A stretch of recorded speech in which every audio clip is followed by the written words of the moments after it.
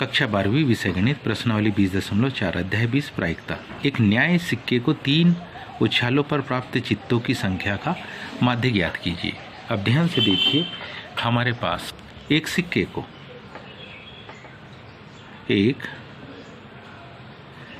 को कितने बार, 3 बार उछालने पर, यदि हम एक सिक्के को 3 बार क्या करते हैं, उछालने पर, जो प्रतिदर समष्टि S आती है वो कुछ इस प्रकार से, तीनों बार में हेड आ सकता है, हेड हेड टेल आ सकता है, हेड टेल हेड आ सकता है, टेल हेड हेड आ सकता है, हेड टेल टेल आ सकता है, टेल हेड टेल आ सकता है,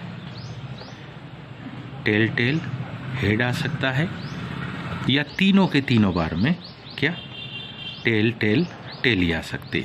तो कहने का मतलब है कि नंबर ऑफ S बराबरी से कितना, 8, यानी कि कोई चित्त न आने की प्रायिकता, कोई चित्त न आने की, कोई चित्त न आने की क्या प्रायिकता। जब हम देखेंगे तो वो होगा P of x equal to 0 means 1/8। एक चित्त आने की प्रायिकता, एक चित्त आने की प्रायिकता, एक चित्त आने की प्रायिकता P of x equal to 1, ये कंडीशन में 3/8 एक चित्त आता है। ऐसी कंडीशन अगर अपन देखें तो हमारे पास में है 1, 2 और 3। फिर क्या, दो चित्त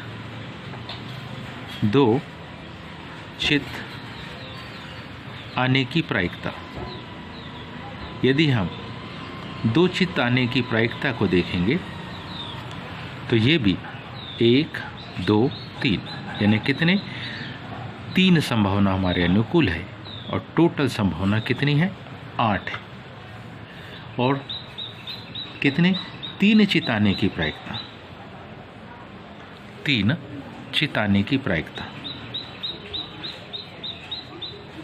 3 चित्त आने की अगर हम प्रायिकता को देखें तो हम पाते हैं कि वो एकमात्र कंडीशन है, बाकी और कोई कंडीशन नहीं है। तो क्या, P of x equal to 3, ये कंडीशन है 1/8। इसलिए इसका क्या प्रायिकता बंटन हम बना रहे हैं, इसका हम बनाएंगे प्रायिकता बंटन। इसका प्रायिकता बंटन निम्न है, कैसा, x यहाँ था P ऑफ x, एक भी चित्त न आए उसकी प्रायिकता थी हमारे पास 1/8। एक चित्त आए उसकी प्रायिकता थी कितनी, 3/8। दो चित्त आए उसकी प्रायिकता 3/8। और तीनों के तीनों सिक्कों बार में क्या है, चित्त आए, ऐसी संभावना थी 1/8। ये हमने इसकी प्रायिकता बंटन बनाया।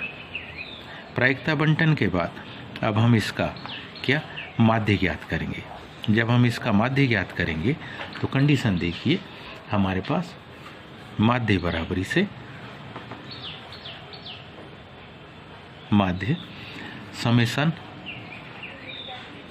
x into P of x और P ऑफ x का क्या करेंगे, गुणा करेंगे। तो अब हमारे पास है, यहाँ पर मान देखिए, पहला है 0 इंटू 1/8, दूसरा है 1 इंटू 3/8 प्लस 2 इंटू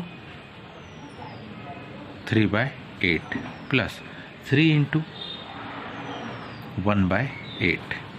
जब हम इसका एलसीएम लेंगे तो एलसीएम तो 8 ही आएगा। पहला ये तो 0, 3 एकम 3, 2 तिया 6, 3 एकम 3।